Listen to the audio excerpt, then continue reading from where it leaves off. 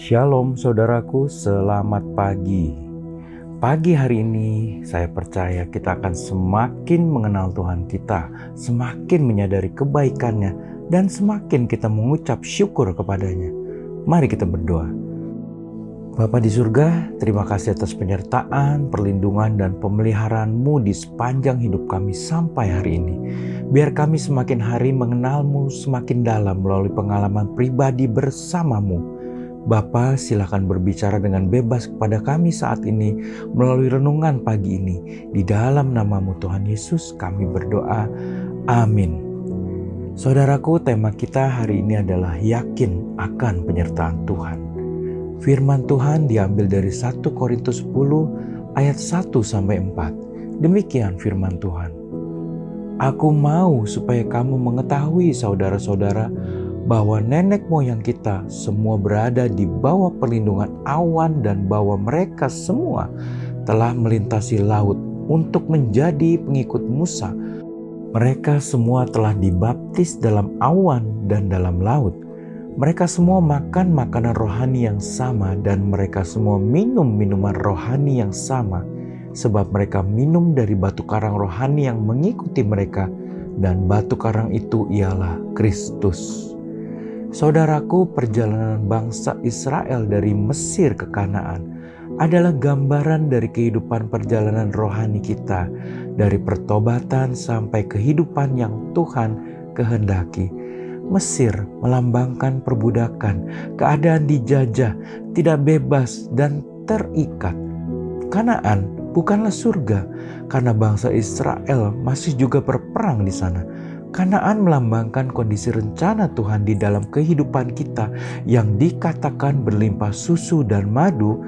Demikian pula rancangan Tuhan di dalam kehidupan kita, hidup yang penuh dengan berkat.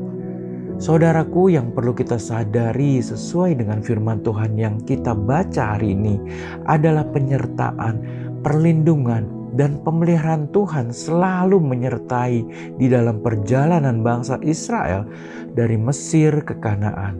Demikian juga dengan kita. Kita tidak perlu khawatir karena di dalam perjalanan hidup kita sampai pada keadaan yang diingini oleh Tuhan, Dia akan selalu menyertai, melindungi dan memelihara serta mencukupi seluruh kebutuhan kita. Syaratnya hanya satu, seperti bangsa Israel, yaitu mau melangkah keluar dari Mesir, keluar dari perbudakan Mesir yang artinya bertobat. Demikian kita sebagai pengikut Kristus juga harus bertobat yang artinya keluar dari perbudakan dan keterikatan akan dosa.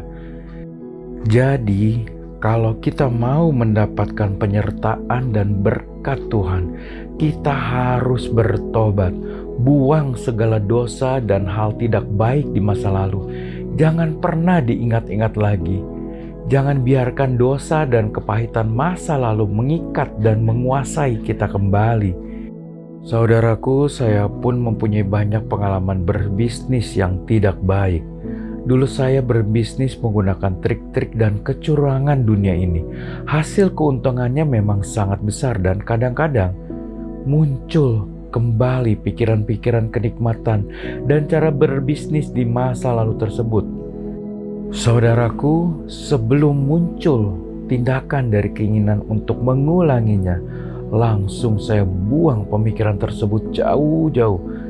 Saya alihkan dengan langsung berdoa, meminta penguatan dari Roh Kudus. Saya yakin akan penyertaan Tuhan di dalam hidup saya. Saya tidak mau lagi kembali kepada dosa masa lalu. Saya yakin dan tidak akan ragu lagi akan penyertaan Tuhan di dalam hidup ini. Bukankah Dia sudah berjanji akan mencukupi segala kebutuhan kita, seperti bangsa Israel yang rela tanpa ragu meninggalkan Mesir dengan segala kenikmatannya.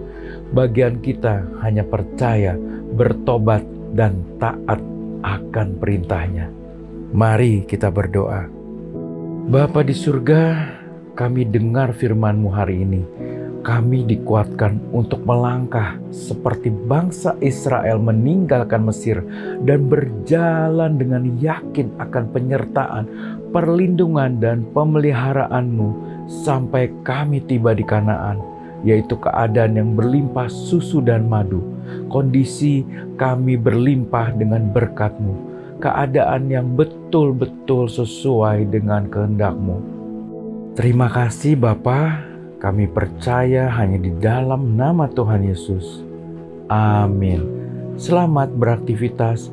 Tuhan Yesus memberkati.